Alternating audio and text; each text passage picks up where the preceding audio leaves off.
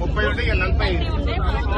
చూడండి, ఇప్పుడు మెహదీపట్నం నుంచి ఆర్టీసీ ఎండీ ఆఫీస్ నిన్నటి దాకా 30 రూపాయలు ఉండే.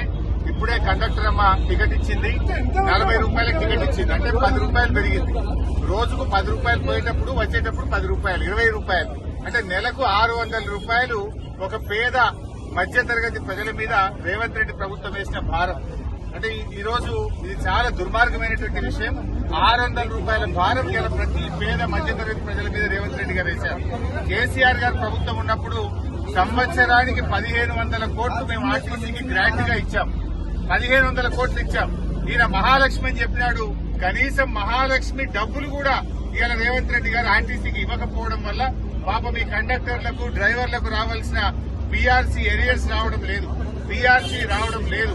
ఆర్టీసీ ప్రైవేట్ పరం అవుతుంది. ఇప్పుడు ఈ కండక్టర్ పరిస్థితి రేపు ఏమైతుంది? ఎలక్ట్రిక్ బస్ వస్తే ఈమెని ఏ వరంగల్ జిల్లాకో నల్గొండ జిల్లాకో ట్రాన్స్ఫర్ చేస్తారు. ఈ అమ్మ పిల్లలు ఇక్కడ చదువుతా ఉంటారు, భర్త ఇక్కడ పనిచేస్తాడు. రేపు ఈ కండక్టర్ పరిస్థితి ఏంటి? నువ్వు హైదరాబాద్ మొత్తం ప్రైవేట్ పరం చేసి ఎలక్ట్రిక్ బస్సులు పెట్టి ఆర్టీసీ బస్సులు లేకుండా చేసి హైదరాబాద్ లో పనిచేస్తున్న 12,000 డ్రైవర్ కండక్టర్లను ఇవాళ నిరాశ్రయులు చేసి హైదరాబాద్ నుంచి పంపే ప్రయత్నం చేస్తున్నావు. ఉప్పల్ డిపో అమ్మకానికి పెట్టినావు, మియాపూర్ లో ఉండే వర్క్ షాప్ ను అమ్ముకుంటున్నావు, జేబీఎస్ బస్టాండ్ ను హడ్కోలో 1500 కోట్లకు కుదబెట్టి బస్టాండ్లను కుదబెట్టి అప్పులు చేస్తున్నావు రేవంత్ రెడ్డి. ఇవాళ ఆర్టీసీని ప్రైవేట్ పరం చేసే కుట్ర చేస్తున్నావు. పేద మధ్యతరగతి ప్రజల మీద భారం పెంచినావు. పెంచిన బస్ ఛార్జీలు వెంటనే దించాలని చెప్పి మేము డిమాండ్ చేస్తున్నాం.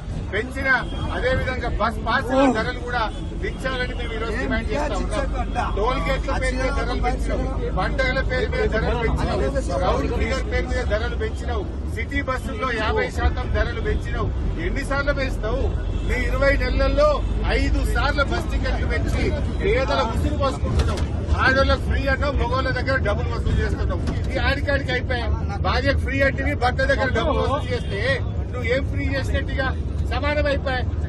ఇప్పటికైనా రేవంత్ రెడ్డి గారు పెంచిన ధరలు తగ్గించాలని, ఆర్టీసీ కార్మికులను ప్రభుత్వ ఉద్యోగులుగా గుర్తించాలి, ప్రభుత్వ ఉద్యోగులుగా ఆర్టీసీ కార్మికులను గుర్తించాలని మేము డిమాండ్ చేస్తూ ఈ రోజు ఈ నిరసన కార్యక్రమాన్ని చేపట్టాం. ఆర్టీసీ బస్ ఎక్కి ఆర్టీసీ ఎండీ ఆఫీస్ కోసం ఎండీ గారికి మెమోరాండం ఇచ్చి పెంచిన ఛార్జీలు దించాలి, ఆర్టీసీ కార్మికులను ప్రభుత్వ ఉద్యోగులుగా గుర్తించాలి.